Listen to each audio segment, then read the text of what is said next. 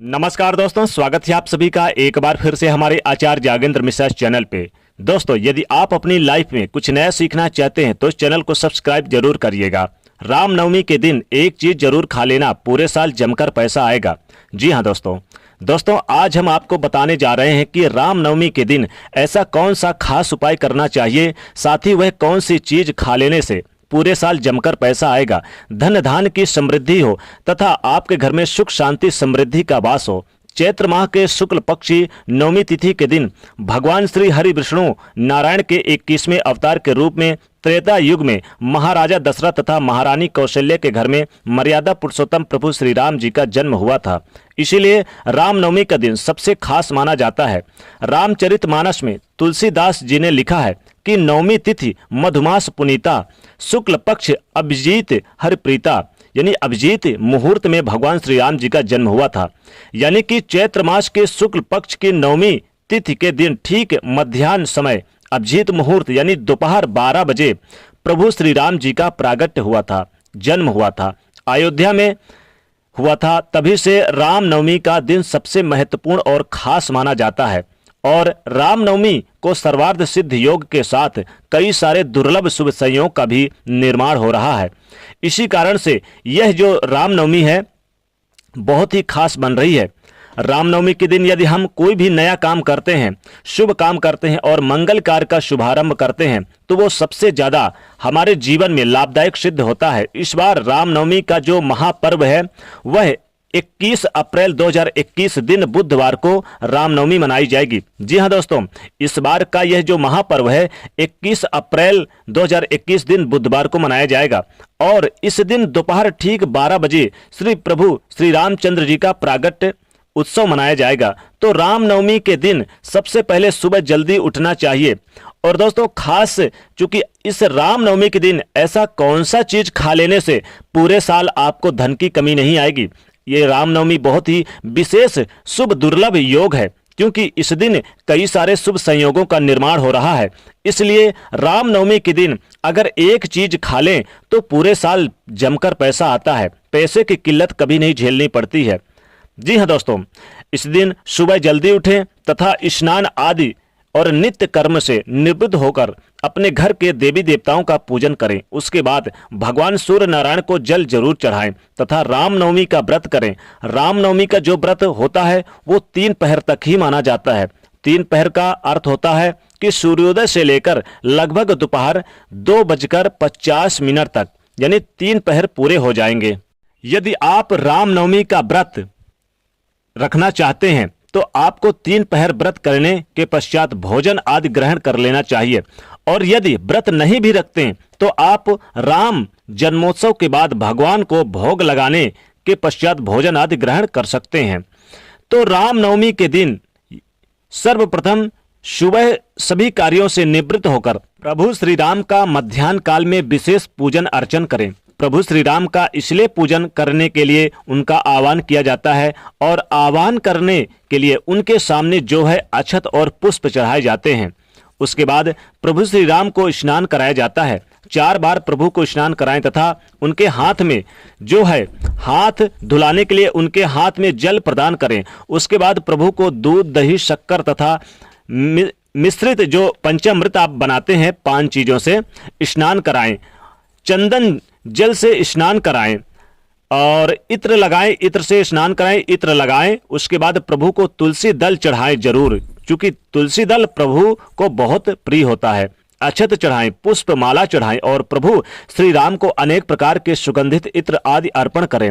उसके बाद प्रभु को सुंदर सुंदर वस्त्र धारण कराएं, अच्छी प्रकार से प्रभु का श्रृंगार करें। ये कार्य दोपहर 12 बजे से पहले पहले संपन्न कर लें और ठीक 12 बजे के समय भगवान के सामने भोग रखें। और भगवान को जो भोग के रूप में आप वैसे तो अनेक प्रकार की मिठाइयाँ, फल और अन्य भोग सामग्री उनके सामने रख सकते हैं।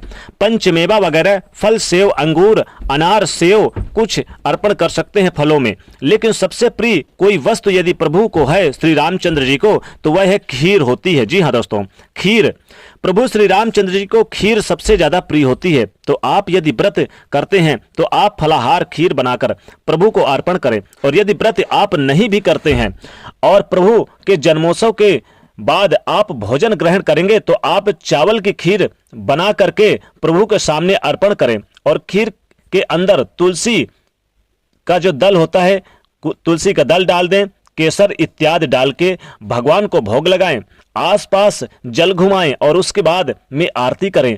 आरती करने के बाद सभी भक्तों को प्रसाद के रूप में वितरण करें। फल, मिठाई और अन्य जो भी सामग्री का भोग लगाए हैं उसका भोग लगाइएगा। भगवान की स्तुति करें और उन्हें आरती करें तथा श्री रामचरितमानस का पाठ भी करें। इसी दिन श्री रामचरितमानस का पाठ अवश्य करना चाहिए, क्योंकि रामचरितमानस की रचना इसी दिन से यानी कि शुरू हुई थी। रामनवमी के दिन से ही शुरुआत हुई थी।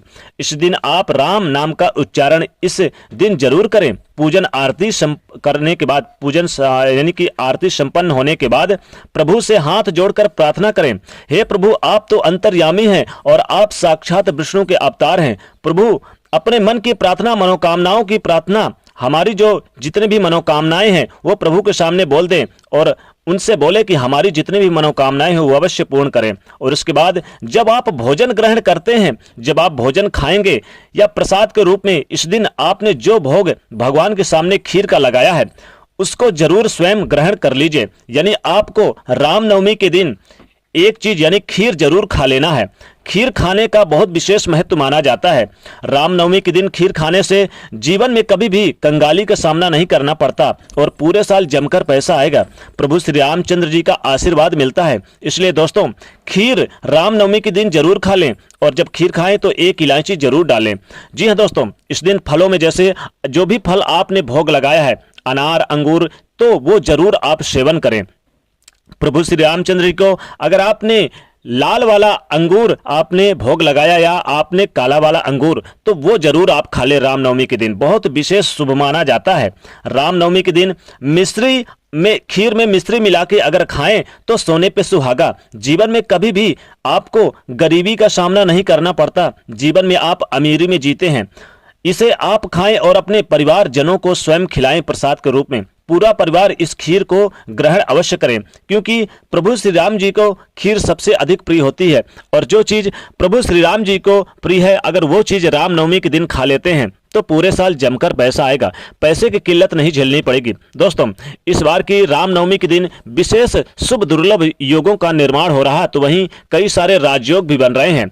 कई सारे ग्रहों का त्रिग्रही योग बन रहा है, कई सारे राजयोग और धन योग का निर्माण हो रहा है, तो वहीं सर्वार्थ सिद्ध योग का भी निर्माण हो रहा है।